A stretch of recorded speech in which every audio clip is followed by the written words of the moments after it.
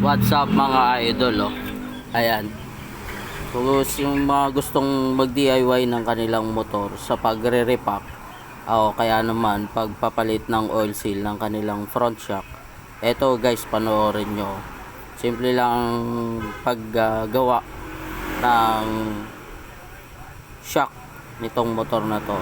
Itong motor nga pala na to ay Honda Click 125. So baklasin natin itong kanyang front shock.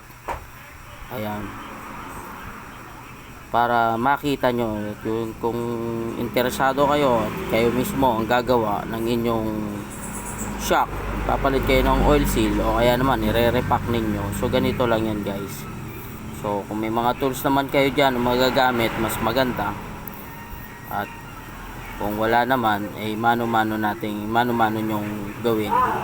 Ayan, katulad nito. So ito ay ginawa ko lang din, itong pang press ng kanyang lock para matanggal yung kanyang pin.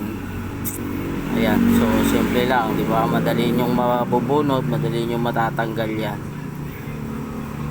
pin ng kanyang shock. Alright, ayun, bilis lang, di ba? Sabay na natin ang paglilinis niyan. Ayan, tanggalin ang mga piyesa, mga lamang loob.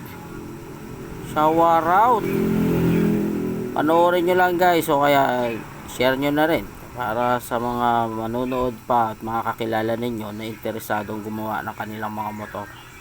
Pero kung hindi nyo naman nakaya at nagdadalawang isip kayo, nagdududa kayo sa inyong kakayahan, mas magandang dalhin nyo na lang dito sa shop yan. Dito natin tirahin. O, makikita nyo mismo, actual binabaklas yung inyong motor. Dito lang yan guys, sa Kawit, Kuya Joe Motorcycle Shop. Search nyo na lang sa Google Map o kaya naman sa Waze. Ayan, so baklas na yan guys, lilinisin, papalitan ng oil seal para matapos na ang inyong motor. Tatanggalin ng langis, papalitan ng panibago. So yan guys, kita nyo kinakalawang, no? Kawawa na rin naman talaga yung shock. So isa talaga sa pinaka maintenance ng motor is yung pagpapalit ng langis ng shock. At syempre yung oil seal nyan ay kinakalawang na rin. Lilinisin na ang kuya mo, Pokoy. Shower out.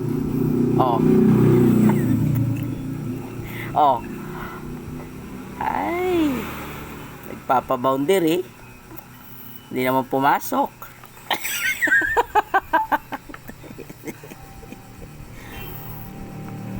Ayan, so napaka-importanting maintenance yan sa ating motor kasi kapag naubusan ng langis yung ating front shock, hindi na talaga naglalaro, makaldag, gagasgas talaga yung tubo. Yun, pinakang inner tube nya. So nagagasgasan, kawawa naman. So kung hindi nyo kaya guys na i-DIY yung inyong motor o kaya naman kulang kayo sa mga gamit, dalhin nyo na lang dito para hindi kayo mahirapan. Murang-mura lang naman maningil to. Ayun, naka long sleeve, naka gloves, pero natatanggalan ng kuko.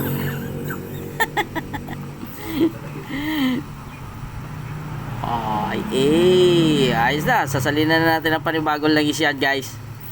Yan, basic. Sanay na sanay.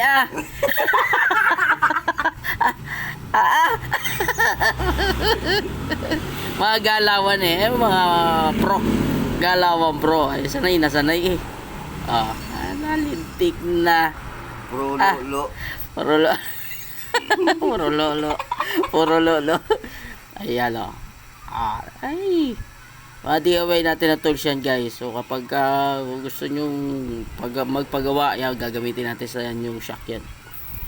Alright, bisita lang kayo dito sa Kuya Joe Motorcycle Shop. Search nyo lang, Kuya Joe Motorcycle Shop, Kawit.